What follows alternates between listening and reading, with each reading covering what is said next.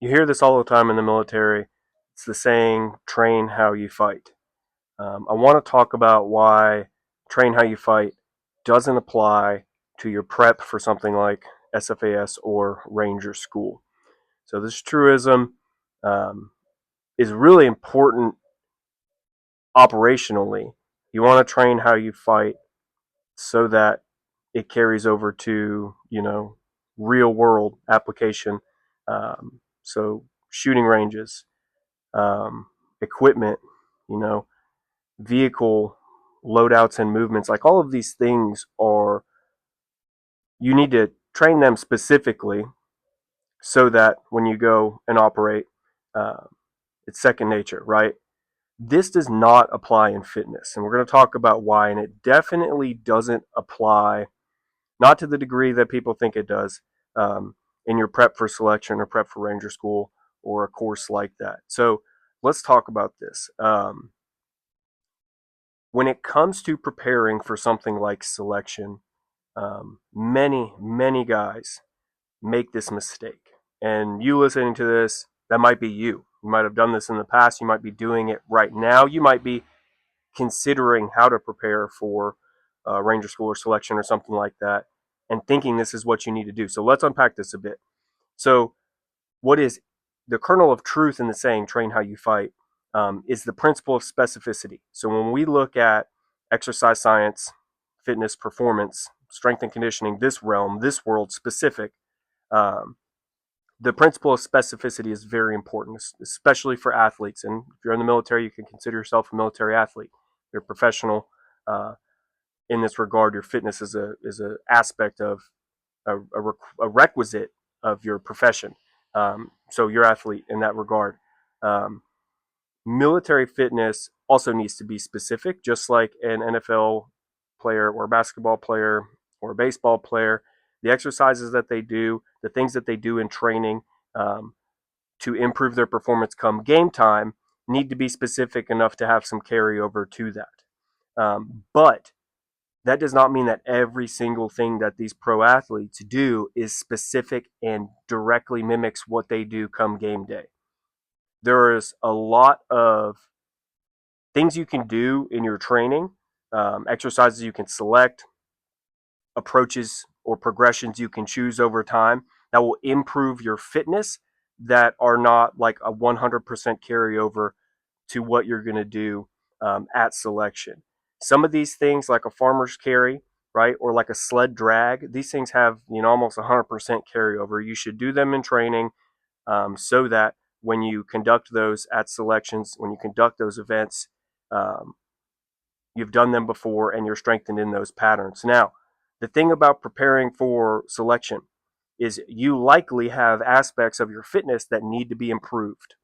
Maybe your run times are slow. Maybe you're not a great rucker. Maybe your legs are weak. Maybe your upper body strength is weak, right? There's specific traits of your fitness, the package you're trying to bring to selection, that need to be improved. And I suggest this is your approach to your prep, is to improve your weaknesses. Don't just try to improve your strengths or just do some generic program. You need to prioritize and bias your weaknesses in training. Fly on my camera.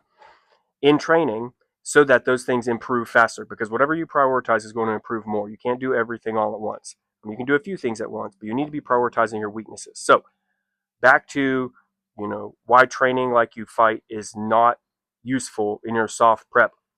When you get to a selection or Ranger School, these other courses, they really push the envelope physically and mentally to wear you out and then assess you.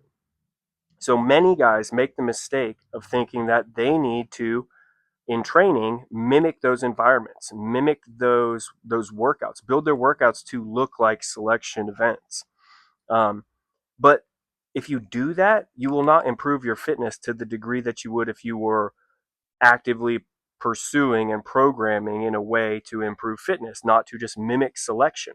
You will not get the same stimulus to grow, adapt, and improve your performance from by doing workouts that feel really hard, or doing things fatigued, or doing things hungry, or training without rest and with more stress, training with no rest periods, lumping lots of exercises together, doing runs and rucks and workouts all in, a couple hours and just really smoking yourself. This stuff, though you might get better at enduring the pain, does not improve your fitness in any specific real regard.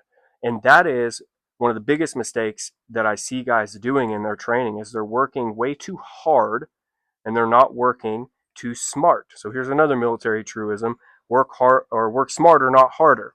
Now, this is taken with a grain of salt, and it's under the assumption that you're going to work hard no matter what, right? You're a soldier, you're a warrior, you have big goals. You're going to work hard. That's not an issue. Many of the guys I talk to and work with or consult with in soft prep are working hard. They're hard workers, and sometimes it's to their own detriment. And this is an example of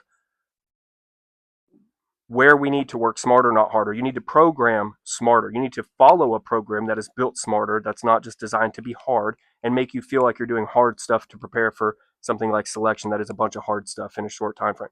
You should be working smarter to improve your specific weaknesses and not generically just go through hard stuff in your training session. So what some of these hard workouts look like: lots of burpees, no rest time. Lots of barbell cycling with a little rest. Hodgepodge workouts or kitchen sink workouts where there's just a whole bunch of different things thrown in there. You're doing it and then you're going on to the next thing. I would go for something more of a work, rest, repeat. That is how you'll improve strength, ranges of motions, explosiveness, tissue strength in specific areas of your body or for the specific weaknesses that you have. If you just train through really hard workouts in your soft prep, maybe 12 months out, 6 months out, 12 weeks out, if you're just training through all of these really hard workouts, you're increasing the likelihood that you sustain an injury in training, which you might not know this, but that is extremely common, especially when guys are preparing for SFAS, is they get hurt in training. They might get hurt 12 months out, they might get hurt 12 weeks out. But a crappy approach to training and doing the wrong things in your workouts increases your risk of injury, especially if your workouts are built around mimicking a selection environment or scenario, and you're just putting yourself through those really hard workouts all the time. You're not getting better at handling the stress or working when you're tired. You can't train your ability to work when you're really tired that well. You would be better off improving your baseline levels of fitness. And then when you're challenged and things are peeled back, stress is added, sleep is reduced, food is reduced, your baseline of performance is still going to be higher. So focus on improving your performance markers, not doing hard workouts that you feel like will prepare you for selection. So we need to break apart fitness performance and selection prep. You need to focus on improving those aspects of your performance that you need to improve upon and save the selection prep for the very end. Do the hard workouts, do the extra runs and extra rucks and smoke sessions and gut check workouts in the months and weeks leading into selection, so that physically you're a bit used to it, mentally you're a bit used to it. And don't miss the opportunity of all of the time you have before that, the months and years before that, to improve your fitness. And you will miss that opportunity if you're focused on training like you fight for selection and you're 9, 12 months out from selection. You should be really focused on those weaknesses you have, whether it's strength, whether it's running, whether it's rucking. Build your capacity to perform in those modalities in which you're weak.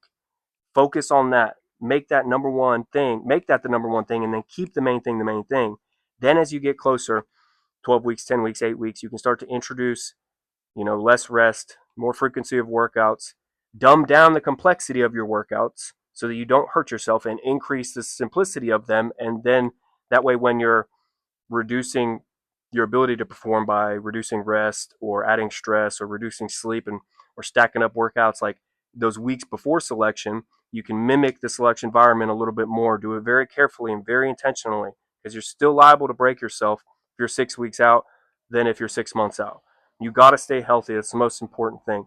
But what inspired me to make this video, I've been considering coming back on YouTube and making some more long form content for you guys, but it's just an issue that I see very often when it comes to guys in their soft prep is they're doing too much way too far out. When you're far out, 6 months, 9 months, 12 months out, you need to have a healthy balance of training and recovery, and you should not be putting yourself through gut check workouts on a weekly basis. Do it once a month, one workout a month that you mimic a selection prep, or you go get it for 4 hours and go wear yourself out. Like, do it infrequently and focus on your progressions that are improving the areas that you're weak in your own performance. You need to bring a well-rounded package to selection. You need to increase the levels of your performance that are low. Bring these things up to par. Then when selection tears you down, you're still going to be at a level which you can perform and meet the standard. But you will not be at that point. You'll probably fall out of your train up with months to go. You'll probably never even see SFAS if you just train super hard all the time during your prep. And this is one of the things that I help guys with. So in my coaching program, we have a timeline, and that timeline is a really important part of their train up. It dictates what they're doing, when they're doing it. And if you're 6 months out or further, you are improving the aspects of your fitness that are your weak points, and you're bringing them up. That's it. We're not trying to mimic a selection environment. We're not trying to run a 12-mile ruck at a certain time. We're not trying to train fasted or train sleep deprived or anything like that. We're not doing 2-a-days at that point out from selection. I never suggest that you train sleep deprived or food deprived, even in the weeks before selection. Make your workouts harder. Don't prepare yourself less for them. You need to stay healthy up until the moment you get to SFAS, and then stay as healthy as you can when you're there. But this is something that I think is lost on a lot of younger guys because there's conflicting information out there. It can be tough to find out what to do.